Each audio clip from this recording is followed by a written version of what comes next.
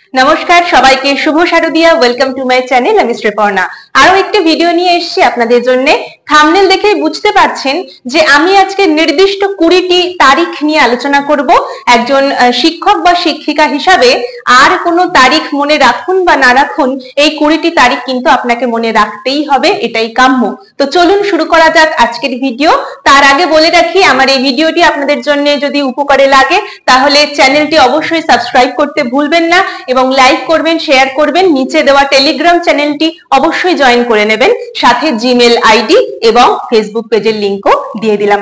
চলুন শুরু করা যাক আজকের ভিডিও। সবার প্রথমে জানুয়ারি মাস থেকে আমাদের মনে রাখতে হবে 4টি ডেট। প্রথমে 2 জানুয়ারি, এটাকে আমরা বই দিবস হিসাবে পালন করে থাকি।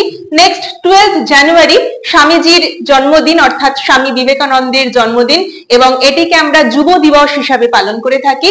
23 জানুয়ারি, 23 জানুয়ারি আমাদের সবার প্রিয়, সবার কাছের নেতাজির জন্মদিন, নেতাজি সুভাষচন্দ্র বোসের জন্মদিন। 26 জানুয়ারি প্রজাতন্ত্র দিবস, এবং এই প্রজাতন্ত্র দিবস সম্পর্কে আপনারা একটু জেনে নেবেন 1950 এবং 1949-এর ঠিক কি মাহাত্ম্য রয়েছে।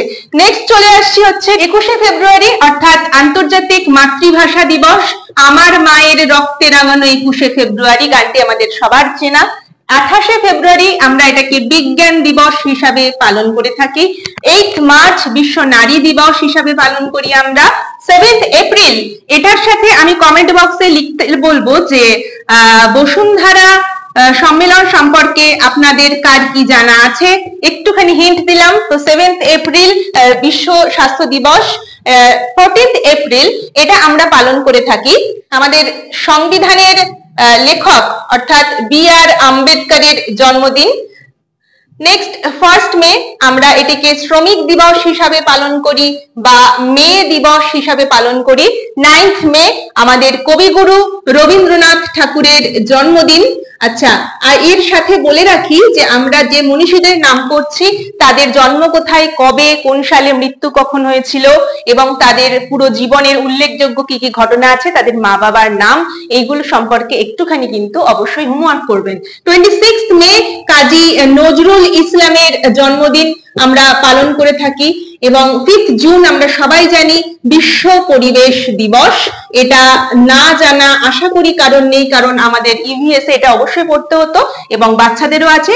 11 অগস্ট এটাকে আমরা শহীদ দিবস হিসাবে পালন করি এবং ক্ষুদিরাম বসুর যে মৃত্যুবরণ বা তার যে ফাঁসি দেওয়া হয়েছিল এই ডেটেই। 15 অগস্ট আমাদের সবার জন্য খুব গর্বের দিন, অর্থাৎ আমাদের ভারতবর্ষের স্বাধীনতা দিবস। 5 সেপ্টেম্বর আমরা শিক্ষক দিবস পালন করে থাকি কার জন্মদিন উপলক্ষে, না ডক্টর সর্বপল্লী রাধাকৃষ্ণনের জন্মদিন উপলক্ষে। 26 সেপ্টেম্বর ভেরি ভেরি ইম্পর্টেন্ট, এটা হচ্ছে আমাদের ঈশ্বরচন্দ্র বিদ্যাসাগরের জন্মদিন এবং এনার সম্পর্কে আমাদের খুব ডিটেইলে একটু জানা উচিত অ্যাজ এ টিচার। 2 অক্টোবর আমাদের গান্ধীজির জন্মদিন পালন করি আমরা, এবং 14 নভেম্বর এটাকে আমরা শিশু দিবস বলে থাকি এবং জওহরলাল নেহেরুর জন্মতিথি উপলক্ষে এটি পালিত হয়। আর 25 ডিসেম্বর আমরা শীতের আমেজে কেক কাটতে কাটতে বা কেক খেতে খেতে বড়দিন পালন করি যীশু খ্রিস্টের জন্মদিন উপলক্ষে। এই ছিল মোট 20টি দিন, যেটা আমাদের অবশ্যই মনে রাখতে হবে। এর সাথে আমি আমার সময় আরো এক্সট্রা 10টা দিন রেডি করেছিলাম, আপনারা যদি সেটি হতে চান কমেন্ট কিন্তু করবেন, তারপরেই আমি দেব, কারণ সেটা একটু খটোমটো, কিন্তু আমার মনে হয় অ্যাজ এ টিচার আপনাদের জানাটা জরুরি। চলুন দেখা হচ্ছে পরের ভিডিওতে, ততক্ষণ ভালো থাকুন, সুস্থ থাকুন। শারদিয়া আপনাদের সবার মঙ্গলময় হোক, পড়াশোনার মধ্যে থাকুন, বি পজিটিভ। Thank you.